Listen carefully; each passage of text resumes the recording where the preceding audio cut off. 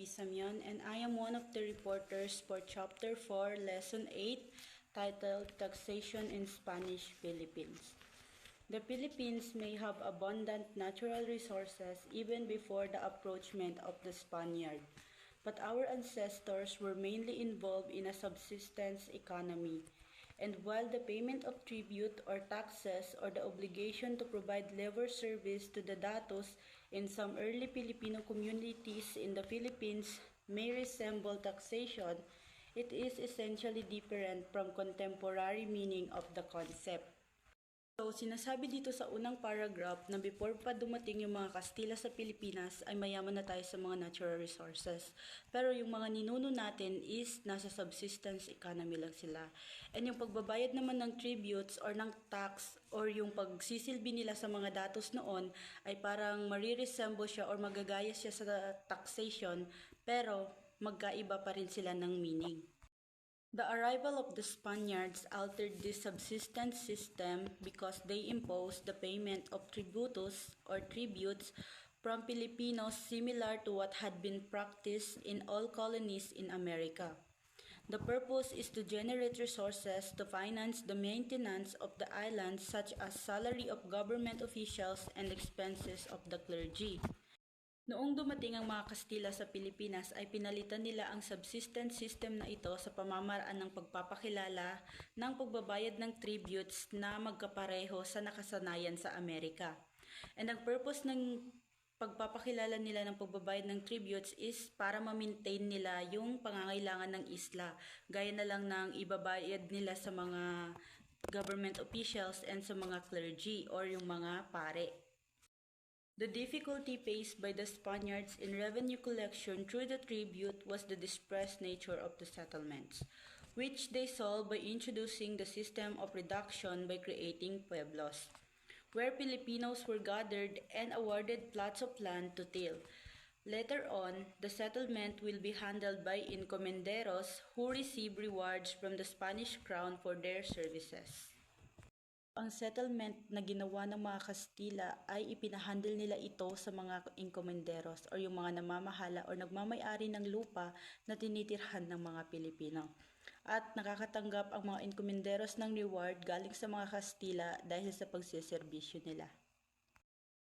The Filipinos who were once satisfied with agricultural production for subsistence had to increase production to meet the demand of payments, and a more intensive agricultural system had to be introduced. Later on, half of the tribute was paid in cash and the rest with produce. So dati, yung mga Pilipino is kontento na sila sa naaani nila noong nasa subsistent economy pa sila. And nung pagdating ng mga Kastila is kailangan na nilang dagdagan yung mga tanim nila para makapagbayad sila ng tributes. And na-introduce na rin yung more intensive agricultural system. Towards the end of 16th century, the Manila-Acapulco trade was established through the galleons, a way by which the Spaniard could make sure that European presence would be sustained. Once a year, the galleon would be loaded up with merchandise from Asia and sent to the New Spain or Mexico and back. This improved the economy of the Philippines and reinforced the control of the Spaniards all over the country. Sa pagtatapos ng 16th century, nag-establish sila ng trading system through galleons, which is the Manila-Acapulco trade, and ginawa nila ito para masigurado nila na yung European presence is masusustain. So once a year, pupunuin nila yung galleons ng mga merchandise galing sa Asia at ipapahatid nila ito sa New Spain or sa Mexico at pabalik. In 1884, the payment of tribute was put to a stop and was replaced by a poll tax collected through a certificate of identification called the cedula personal. This is required from every residence and must be carried while traveling. Unlike the tribute, the payment of cedulas is by person and not by family. Noong 1884, ang pagbabayad ng tribute ay itinigil at pinalitan naman ng poll tax collection. Ang poll tax collection ay idinadaan nito sa pamamagitan ng Certificate of Identification na tinatawag na cedula personal. Ang cedula personal is required na dalhin ito ng mga Pilipino noon pag magta-travel sila. And unlike sa tribute, ang cedula personal is binabayaran isa-isa, hindi ng buong pamilya. This system, however, was a heavy burden for the peasants and was easy for the wealthy. But because of this, revenue collection greatly increased and became the main source of government income. The Chinese in the Philippines were also made to pay their discriminatory cedula, which was bigger than what Filipinos paid. Ang bagong system na ito ay mas lalong naging pahirap sa mga mahirap at naging madali sa mga mayayaman. Pero dahil dito, mas malaki yung nakukolekta ng mga Spaniards at naging source ito ng sahod ng mga government officials. Hindi lang mga Pilipino ang nakakaranas ng pagbabayad sa cedula personal, kundi yung mga Chinese.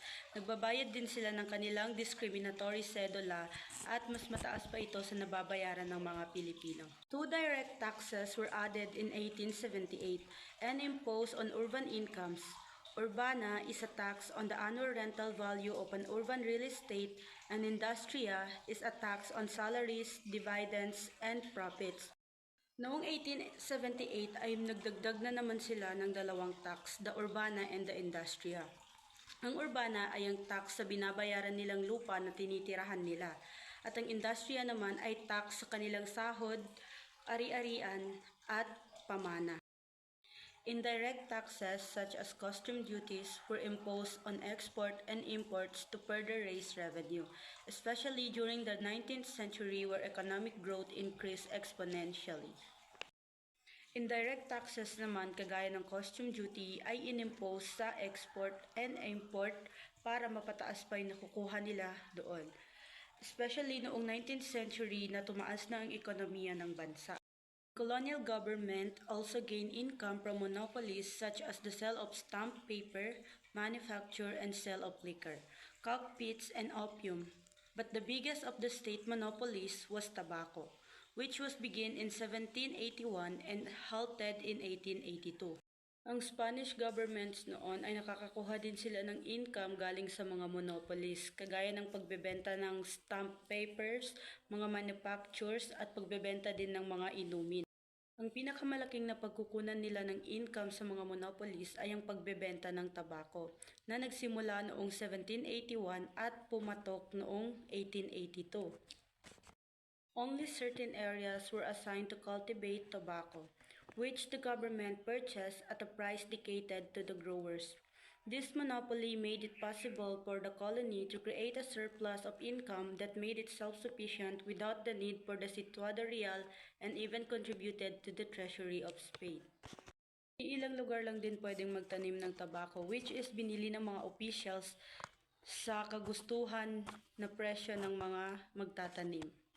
Pamamagitan ng monopoly na ito ay naging posible sa mga Kastila na magkaroon sila ng income kahit na wala yung tulong ng Situado Real, which is pagpapunds ng royal family ng Spain sa mga Kastila dito sa Pilipinas.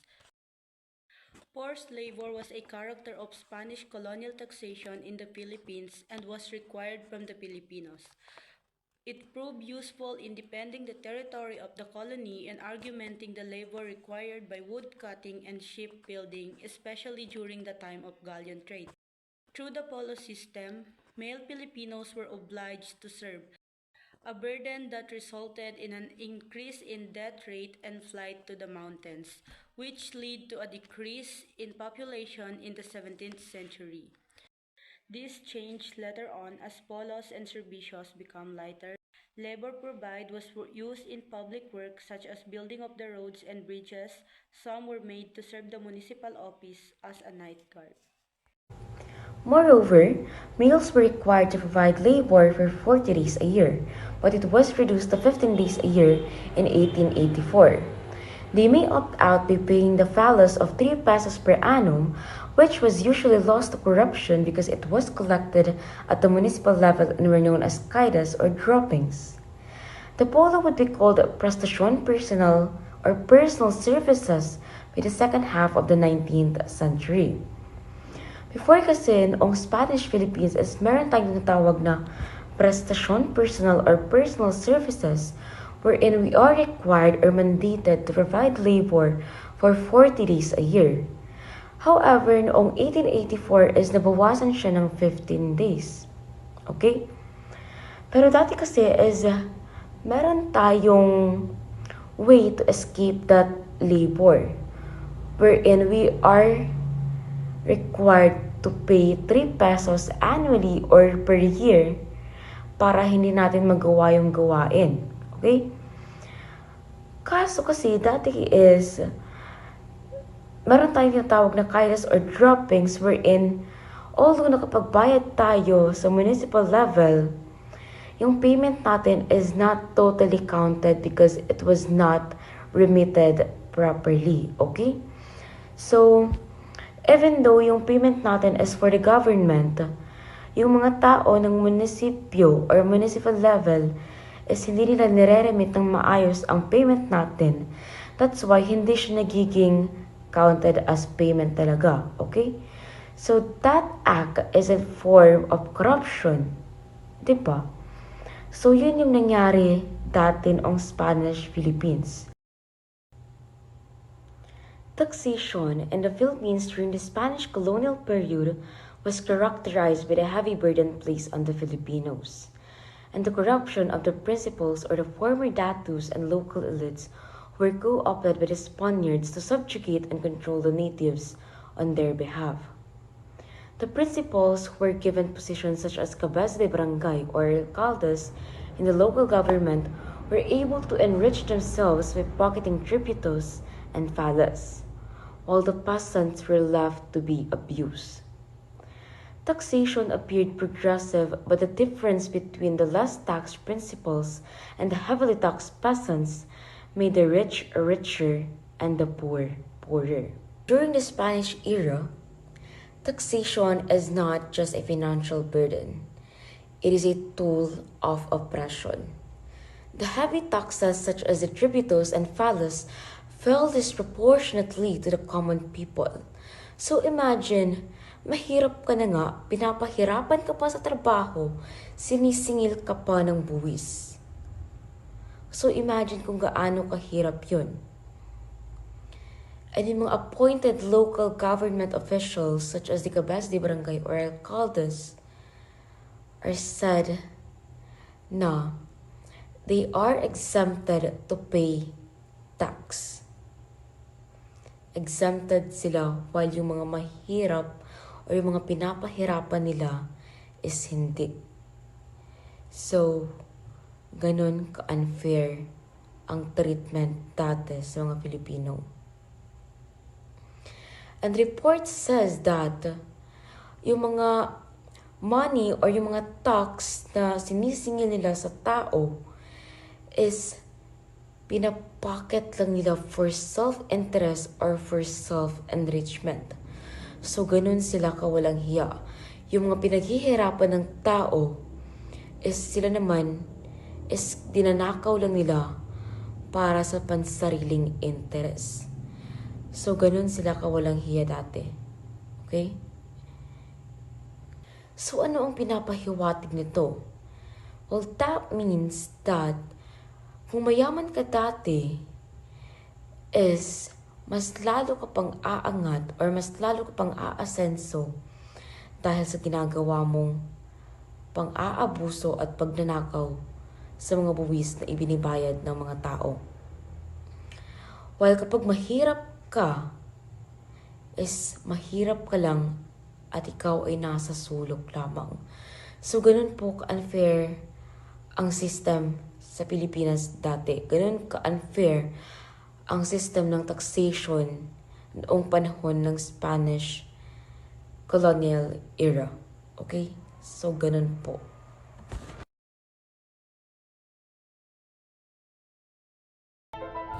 Have you ever wondered what were the main issues Mariano Herbosa brought up in his letter to Rizal?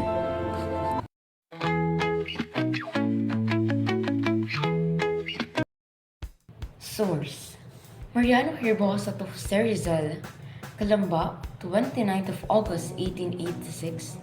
Letters between Rizal and family members, Manila National Heroes Commission 1964, page 239 to 241. The tax.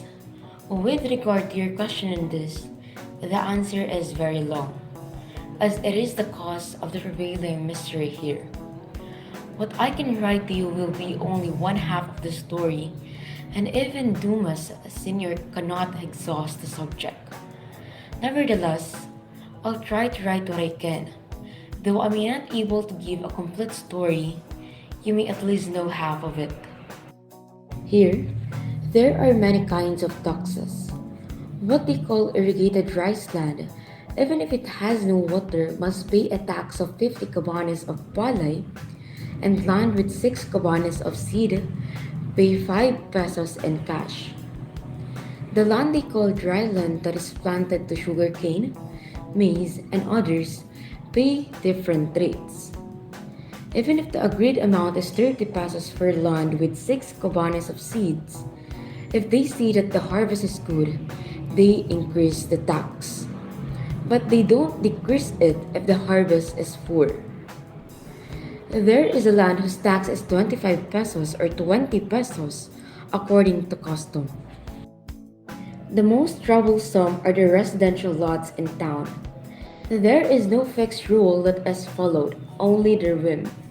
Hence, even if it is only one span in size, if a stone wall is added, 50 pesos must be paid, the lowest being 20 pesos. But a Nipa or Kogan house pays only 1 peso for an area of 10 fathoms square. Another feature of this system is that on the day you accept the conditions, the contract will be written which cannot be changed for 4 years, but the tax is increased every year. For this reason, for 2 years now, the payment of tax is confused, and little by little, the fear of the residents here of the word vacant is being dispelled, which our ancestors had feared so much. The result is bargaining, like they do in buying fish. It is advisable to offer a low figure and payment that can be postponed, and like before when people were very much afraid to pay after May.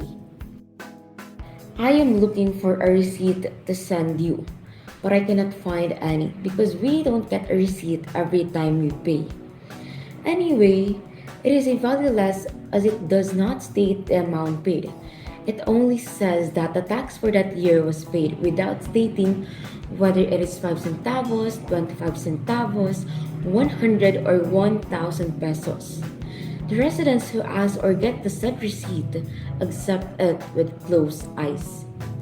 The receipt has no signature in the place where the amount paid ought to be, although it bears the name. Until now, I cannot comprehend why some are signed and others are not. This is more or less what is happening here in the payment of the land tax, and it has been so for many years since I can remember.